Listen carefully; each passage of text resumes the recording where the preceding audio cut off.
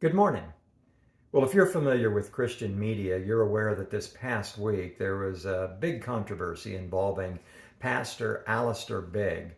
He's a pastor of a church out of Cleveland, Ohio. He's been a very influential preacher for many, many years. He gave some advice to a woman on a radio program that she was asking the question whether or not she should attend the wedding of her gay grandson. The answer that he gave was very controversial. It was widely criticized. And I'm not here today to discuss his answer, to litigate that. You can go out and find hundreds of YouTube videos and articles that are discussing that.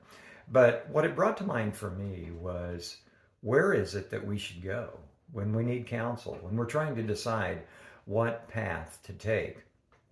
And interestingly enough, this last Sunday, in our church, we were discussing Psalm chapter 1. We were actually focused on the part that talks about the righteous are like trees planted beside streams of water.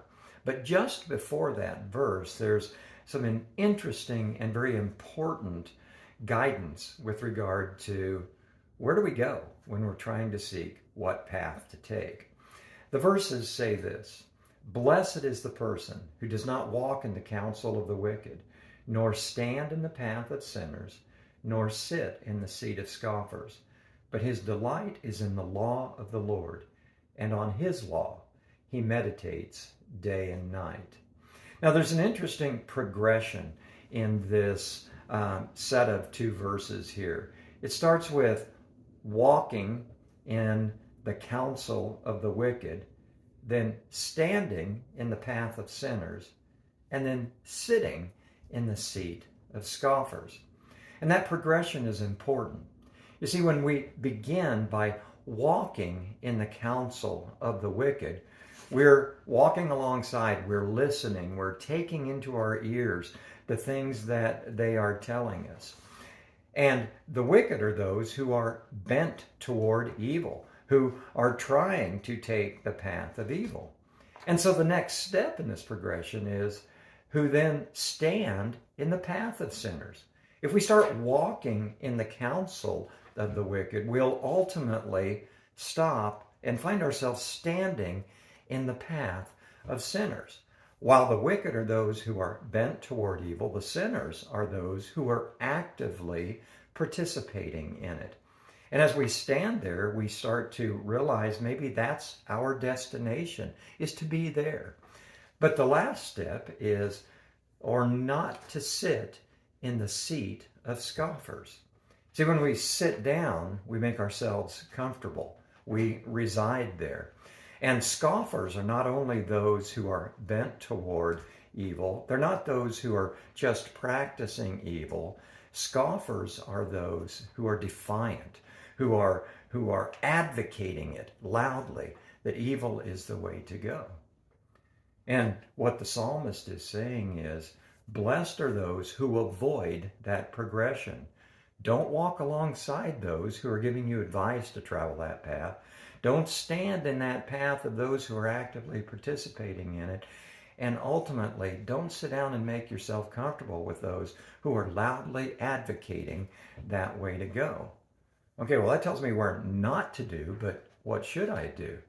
Well, the next piece is the key. But blessed is the person whose delight is in the law of the Lord, and on his law he meditates day and night. Our job is to go to what God has said, to open the Word, to meditate on the Word, to become discerning in what it is saying. Now, the Bible isn't a question and answer book. It isn't going to give us an answer to every single question directly. I'll just find the verse and it'll tell me exactly what to do. But what it does is provide for us a foundation, an understanding of the mind of God, the will of God, the direction of God, the way, the truth, the life. And as we meditate on that, then we find those answers. As we walk in the counsel of those who are also meditating on that, we find our counsel. As we stand in that path, as we sit with those people, that is where we find the answers to the most perplexing questions of life. This week, as you're facing difficult dilemmas, morally ambiguous situations, ones where you're really not sure what to do. And in the world we live in today, there are many of those. Where do you go? Go to the Word of God. Think on it. Meditate on it. Pray on it. And God will provide you your answers. Have a great week.